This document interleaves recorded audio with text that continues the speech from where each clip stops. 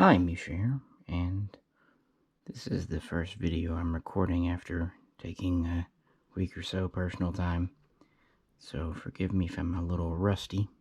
I don't know when I'll actually publish it, but I thought I would start off with something relatively straightforward and simple. Japan's own F-35 Lightning II, specifically the F-35A, the traditional horizontal, I guess you would say, standard takeoff and landing variant. The F-35B, of course, is the short or vertical takeoff variant, and the C, probably the less common of them, is the aircraft carrier version with the larger and folding wings. But Japan went for the A, and this model is a recent release in February from Hobby Master. It's 1/72 scale diecast. And I didn't like the standard ordnance it came with, so I changed it up a bit, and I put a couple of AIM 120s under the wings. It has the modern AIM 9 Sidewinder, which that actually it came with. And then I put a couple of GBU 38s, which is basically an updated Mark 82 bomb, one under each wing, just for fun. But it's in the Japanese Air Self-Defense Forces, JSDF, coloring, and they are now operating this aircraft.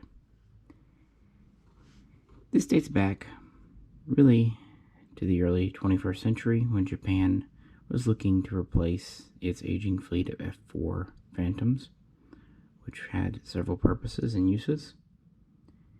And they really thought about the F-22 Raptor, but the U.S. has never allowed a foreign customer to purchase, much less manufacture, that aircraft.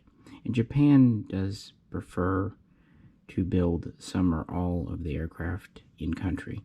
They're okay with licensing a foreign design like that F-4 or the F-15, but they want to be able to build components. Typically this is by Mitsubishi, at least for their fighter aircraft. They looked at a few others, including the Eurofighter Typhoon, and in the end they selected the F-35A Lightning in 2011 and placed an initial order. And the idea, of course, was it was to be customized to Japanese standards, and components would be made in Japan, some of them, and final assembly would be done in Japan. But of course, as you know, the F-35 program was delayed, so it was not until 2016 that the prototype of the Japanese variant first flew in the USA, and it was named the AX-1. After this, it was delivered for final testing, still in America, and then the first aircraft were in Japan by 2018. And Lockheed would deliver components to Japan, but an assembly line and an area for final testing and all that was established by Mitsubishi at two different facilities. In addition, Japanese companies would manufacture components of the F-135 engine, as well as the radar, and a few other subsystems besides. And on top of that, Japan would be part of the depot system, essentially kind of the linchpin for the F-35 depot system in that region in Asia. And this would first reach operational status in 2019, the depot system, as would the aircraft. Now, they were not fully operational, they just reached initial operational status, and deliveries began.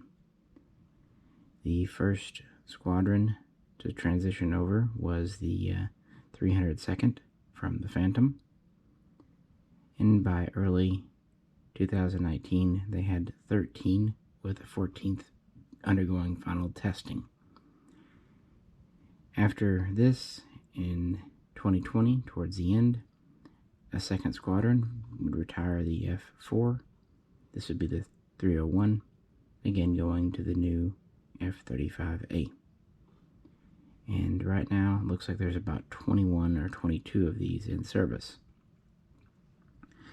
It's an interesting thing because Japan was the biggest foreign military sales FMS customer, largest international customer for the Lightning so far. After initial approval, they ordered 105 of the A.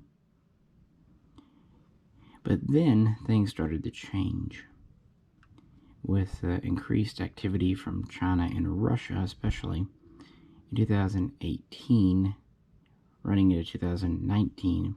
The Japanese Diet approved conversion of the nation's, at that time, helicopter carriers, the Izumo class, to operate the short takeoff and landing variant, the F-35B.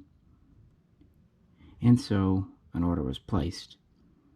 Now it's not fulfilled yet, and the F-35Bs will be completely built in the USA because the order can go up to 42, but it's not to say it will be. They still plan to operate the F-35B mostly from land bases near shores, but if necessary, it can operate from Japan's new carriers. Interesting, I thought, that the U.S. Marines also plan to operate their own F-35Bs from Japanese carriers to kind of establish training, conversion, and just familiarity with the whole program, plus provide kind of a joint operational force in that part of the world. Interesting cooperation, I thought.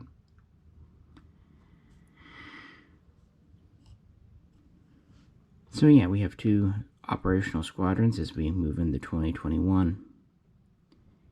And for the most part, things have gone alright. The biggest incident so far with the Japanese Lightning, on April 9, 2019, a flight of 4 went out on a routine training mission over the ocean, and contact was lost with one about 30 minutes into the flight, and then in the next day, wreckage was spotted and it crashed. And there's been a lot of finger pointing over that, but one was lost. The remaining 12 in service at the time were grounded, but the program resumed later that year. And again, deliveries resumed.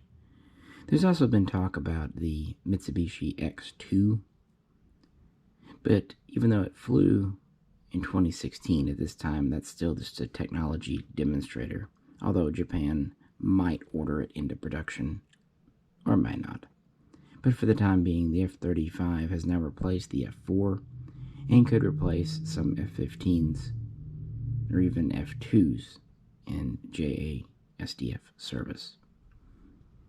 So yeah, these are finally starting to spread around the world. A while back I showed you the Israeli version.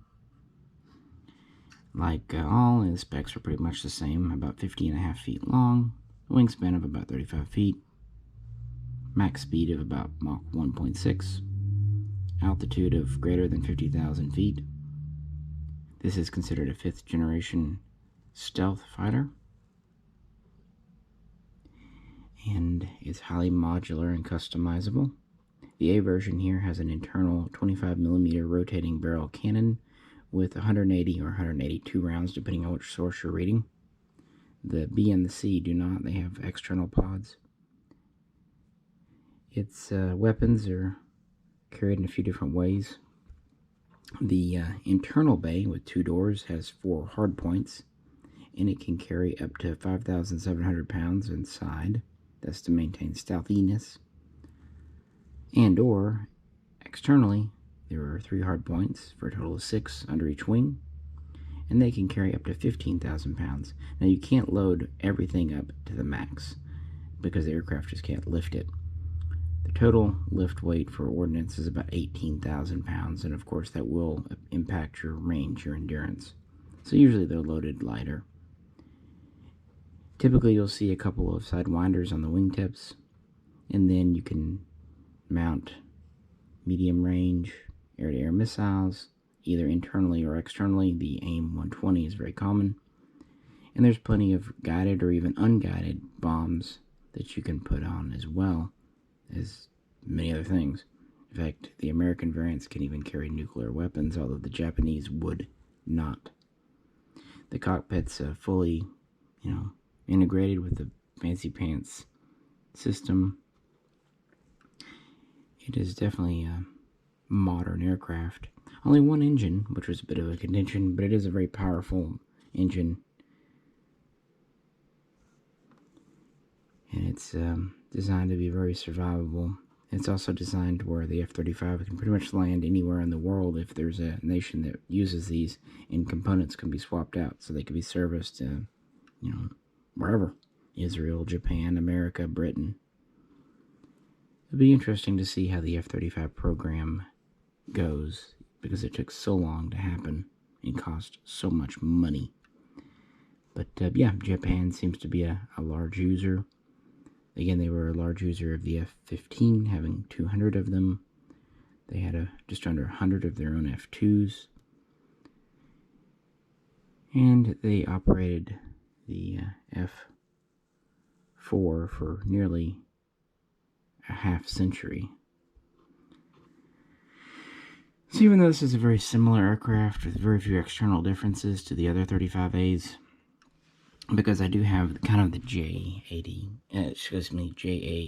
fleet, when a Japanese marked F-35 came out, I just couldn't help myself.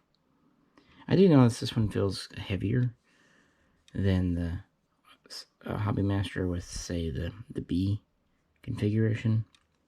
This top part is all metal, with most of the plastic just being the big doors underneath. You can display them open with ordnance in if you want. They also recently released another B variant for the American Marines. Cockpit open or closed, pilot in or out, gear up or down, the usual. It's a nice model enough. And it's Japanese, so that's neat. So what do you think? Let me know in the comments. As always, if you could, like, share, and subscribe. This is Misha, and I'll catch you very soon next time.